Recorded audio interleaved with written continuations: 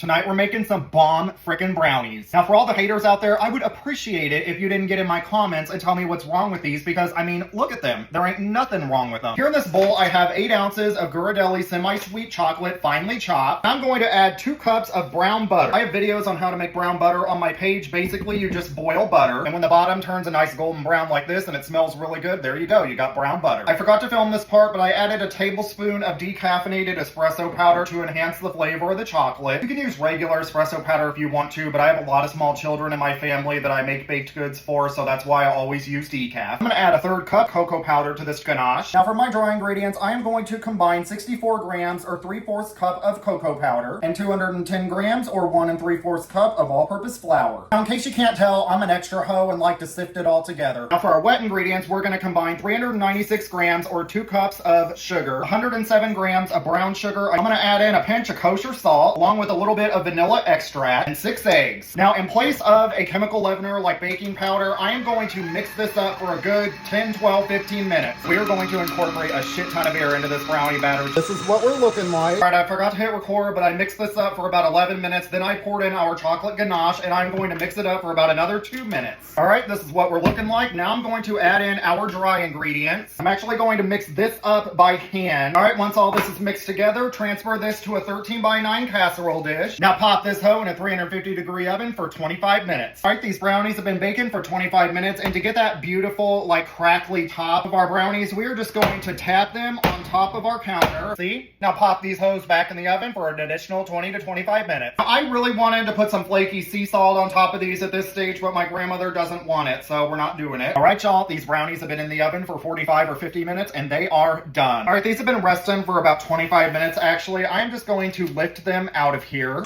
Now just take you a knife and cut these up. I flunked out of geometry, so yes, it's a little bit cockeyed. It is what it is. I do suggest that you take a paper towel and wipe off your knife after each cut to ensure that everything looks cute. Oh my god, check out that texture. Alright y'all, go make you some of these brownies, but if you're gonna be rude, eat crap then.